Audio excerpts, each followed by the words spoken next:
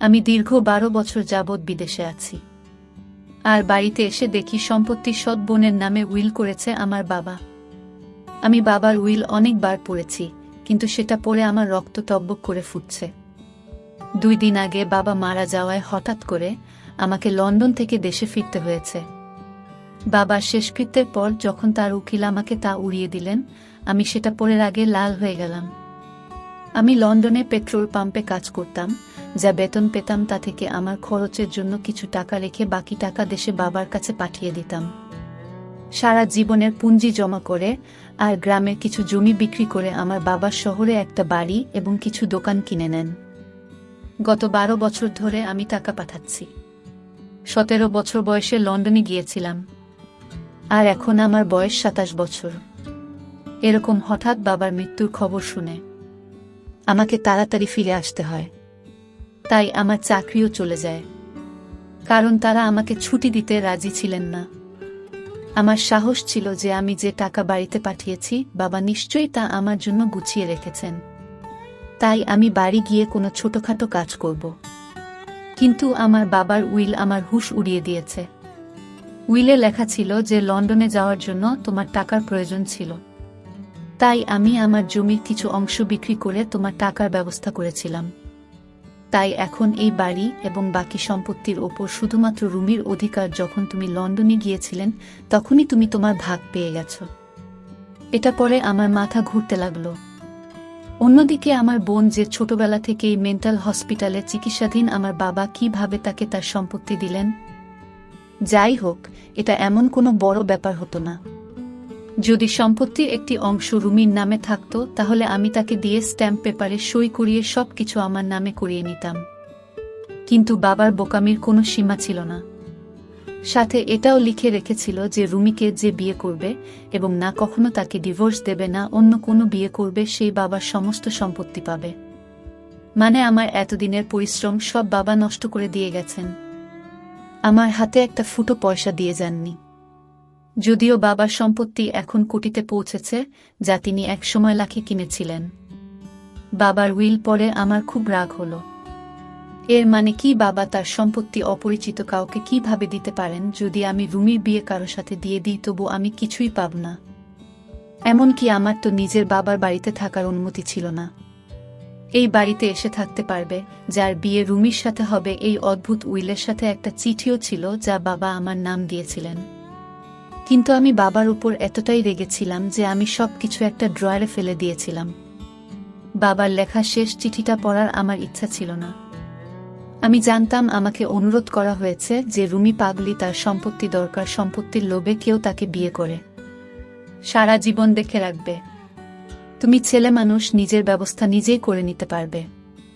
বাবা নিশ্চয়ই চিঠিতে এরকমই কিছু লিখেছিলেন। তাই চিঠিটা পড়ার ইচ্ছা আমার মোটেও ছিল না। তাই আমি চিঠিটা ড্রয়ারে রেখে ড্রয়ার বন্ধ করে দিলাম। পরের দিন উকিল আমার কাছে এসে বললেন, আপনাকে এই বাড়ি খালি করতে হবে। আপনি কেবল রুমির উপস্থিতিতে এবং তার সম্মতি নিয়ে বাড়িতে থাকতে পারবেন। আমি রাগের সাথে বললাম, সে পাগল, সম্মতি জানানোর মতো বুদ্ধি তার নেই।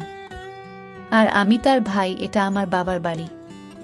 আমার কথা শুনে সে উকিল বললেন, উল্টা আপনার বাবাই করেছেন। আপনার কাছে আজ সন্ধ্যা পর্যন্ত সময় আছে, হয় রুমিকে এই বাড়িতে নিয়ে আসুন, নতুবা সন্ধ্যায় আপনাকে বাড়ি থেকে বের করে দিয়ে বাসায় তালা দিয়ে দেব। এই বলেই উকিল সেখান থেকে চলে গেলেন। আর আমার দেয়ালে মাথা ঠুকতে ইচ্ছে হচ্ছিল। রুমির বয়স 20 বছর, কিন্তু বুদ্ধি 10 বছরের শিশুর মতো। আর রাগ হলে এটা ওটা তুলে মারার অভ্যাস ছিল। আমি কিভাবে তাকে বাড়িতে আনতে পারি? সে তো আমার অনুপস্থিতিতে পাড়ার বাচ্চাদের জীবন কষ্টকর করে দিত। আমি ভিতরে ভিতরে খুব বিরক্ত ছিলাম, কিন্তু আমার বাবা আমার জন্য আর কোনো উপায় ছাড়েনি। আমি রুমিকে আনতে বিকেলে মেন্টাল হাসপাতালে গেলাম এবং ডাক্তারকে বললাম যে আমি রুমির ভাই এবং কে নিয়ে যেতে এসেছি। ডাক্তার প্রথমে রাজি হচ্ছিলেন না রুমিকে আমার সাথে পাঠাতে। বললেন, রুমির বাবা রুমিকে এখানে ভর্তি করিয়েছেন, তার সম্মতি ছাড়া আমরা রুমিরকে আপনার সাথে পাঠাতে পারবো না। আমি ডাক্তারকে বললাম, আমি রুমির ভাই, আর এখন আমার বাবা মারা গেছেন, তাই এখন থেকে নিয়ে যাওয়া আটকাতে পারবেন না। আমি আপনার বিরুদ্ধে কমপ্লেন করব। তখন ডাক্তার লাইনে এসে রুমিকে আমার সাথে পাঠাতে রাজি হলেন।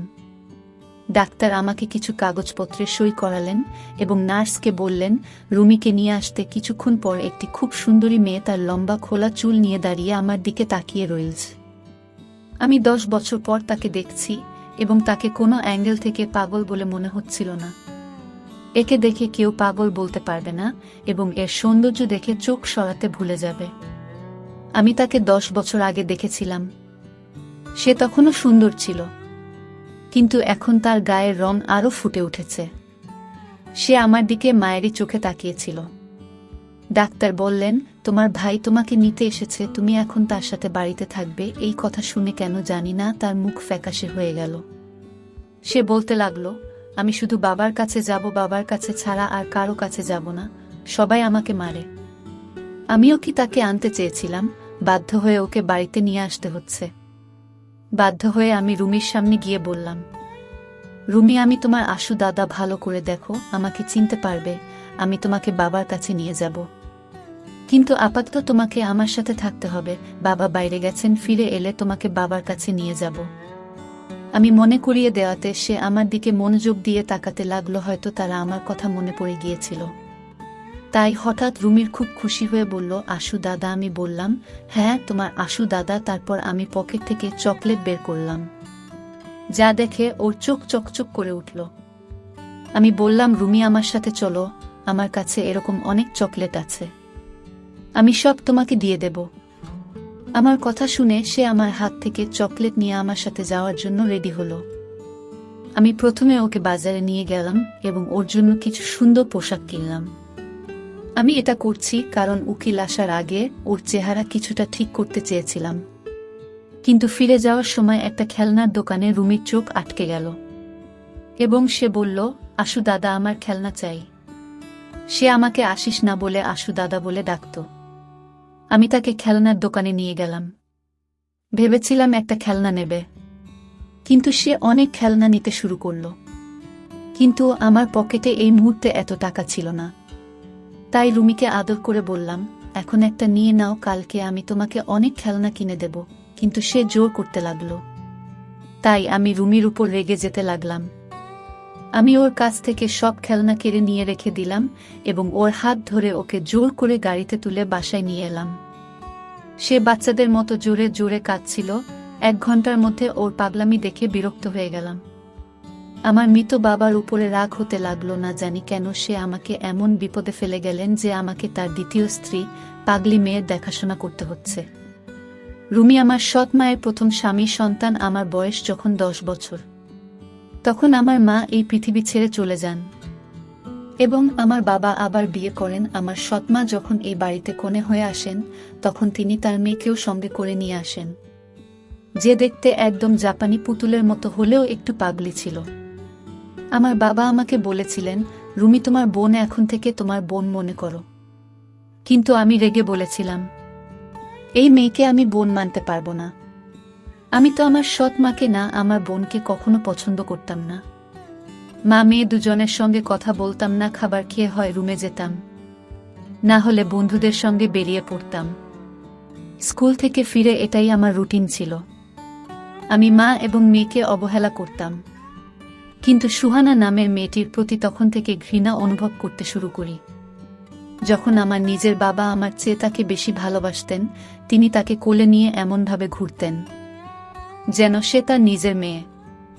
আর আমি সৎ, যখন আমি বাবাকে এসব করতে দেখতাম, রাগে আমার রক্ত টকবক করে ফুটত। একবার আমি আমার খেলনা নিয়ে খেলছিলাম, তখন সে আমার খেলনা নেয়ার জন্য জোরাজুরি করতে শুরু করলে আমি তাকে বলেছিলাম, খবরদার আমার খেলা স্পর্শ করবে না। তখন সে জোরে জোরে কাঁদতে শুরু করে। তাই আমি ওর মুখে জোরে থাপ্পড় মারলাম। আমার থাপ্পড় এতটাই জোরে ছিল যে সে ছিটকে পড়ে গেল। এমন সময় আমার বাবা ঘরে ঢুকেছিলেন।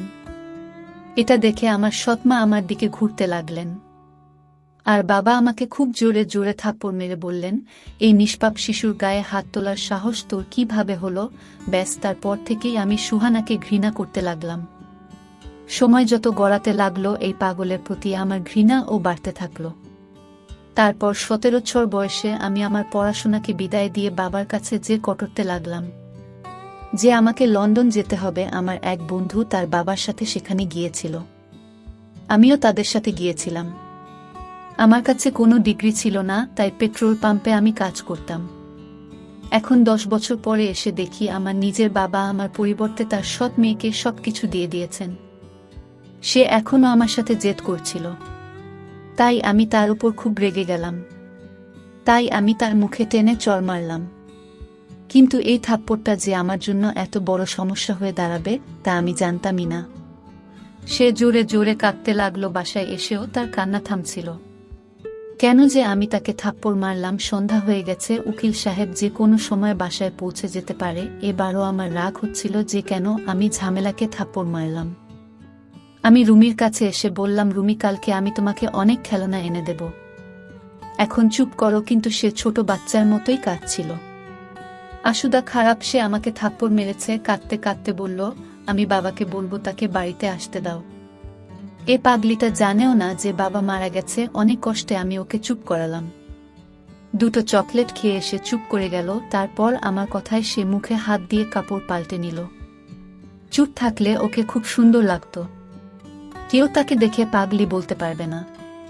কিন্তু ছিল তো সে পাগলি।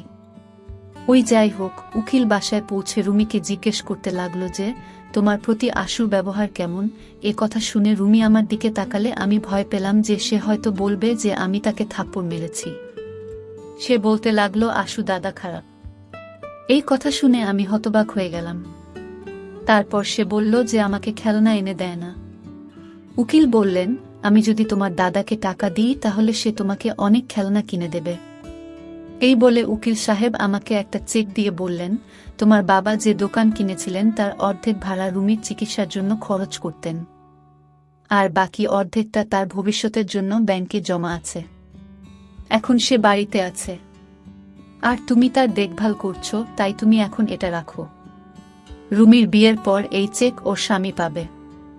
এটা শুনে আমি হতভম্ব হয়ে গেলাম।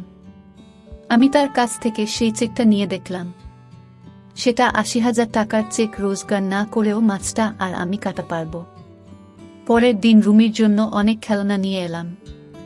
সে খুব খুশি হলো। এভাবেই দিন কাটছিল আর আমি ভাবছিলাম রুমির নামে ঝামেলা থেকে কিভাবে মুক্তি পাব।